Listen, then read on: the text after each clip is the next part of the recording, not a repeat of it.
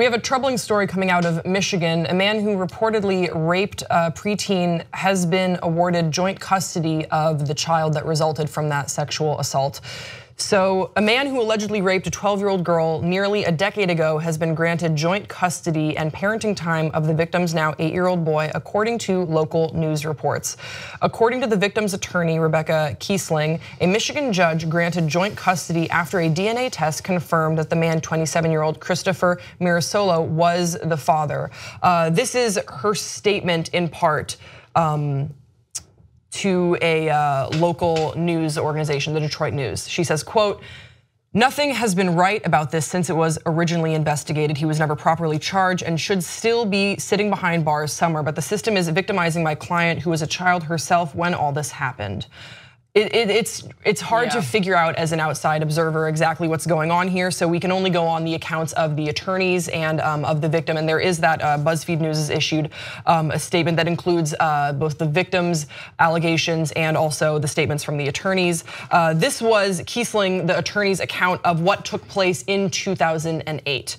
She, her 13-year-old sister, and a friend all slipped out of their house one night to meet a boy, and the boy's older friend, Mirasolo, showed up and asked if they wanted to go for a ride. They thought they were going to McDonald's or somewhere. Instead, he tossed their cell phones away, drove to Detroit, where he stole gas from a station, and then drove back to Sanilac County, where he kept them captive for 2 days in a vacant house near a relative. Finally, releasing the older sister in a park, he threatened to kill them if they told anyone what had happened. He was 18 at the time and was arrested a month later when the victim was found to be pregnant. He also was arrested in 2010 and convicted of a sexual misconduct on a person who was between the ages of 13 and 15, and he subsequently went to prison for 4 years. And now where this case is that Kiessling is attempting to gain protection of her client's son under the Federal Rape Survivor Child Custody Act. A hearing on the matter is scheduled for later this month. So I want to reserve judgment until we find out exactly what is going on at this hearing, and hopefully the results are in favor, because this is really unsettling. And sort of reminds me of how backwards a lot of laws are when it comes to protection and support for victims of survivors of sexual assault. Yeah. So what was your response when you saw that this was a news story, Sarah? Similar to yours. I think that it is very troubling and unsettling, just because, for the very obvious reasons that this guy is a sexual predator. Preteens, like there were you were saying two allegations against him. I think I think that's horrifying, and I think it's backwards, and I think, in no way, shape, or form should this man have custody over.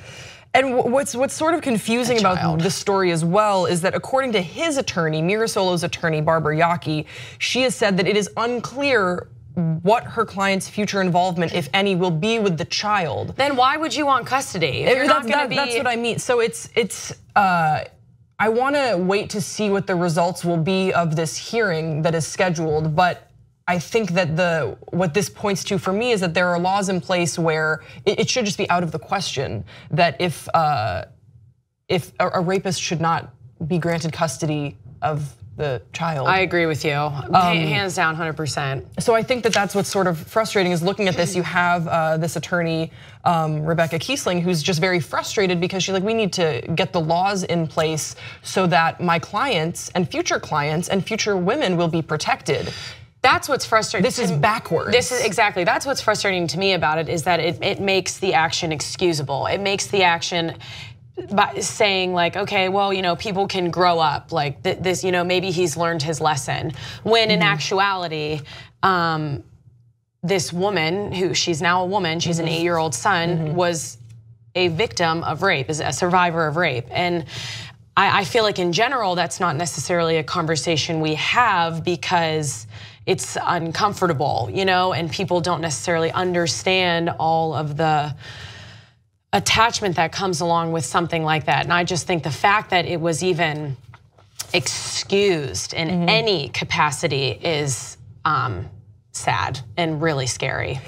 Yeah, and also that the judge revealed the victim's home address to Mirasolo and also ordered that his name be put on the child's birth certificate. There must be something we're missing here then. Like I'm hoping to God there's information that's missing. So that's why, this news story broke, and it's incredibly shocking of a headline, and it's incredibly just shocking and disheartening, and you're just sort of like, where are we with the legal system? How are we this so far behind, this regressive when it comes to these laws? Right. But that's why I really want to see what comes out of this hearing, and I'm hoping that it is progressive and that it is compassionate for the life of this child and the mother. Yeah.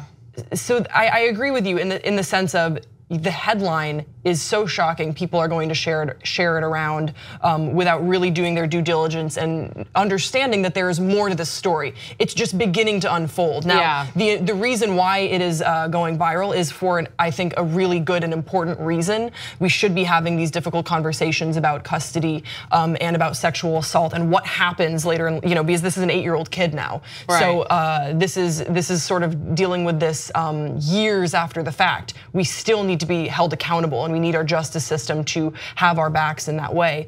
But it's still developing. So I will be really interested to see how this develops, and maybe we'll do an update. Hopefully we'll do an update on the story when the hearing takes place at the end of this month or later this month. But we want to hear from you guys in the comment section below. Had you heard about this story? I know it did go viral. I saw it a lot on Twitter. What do you think about this? What are your thoughts? Let's hash it out in the comment section below. Don't forget to subscribe to this channel. We will see you next time on Pop Trigger.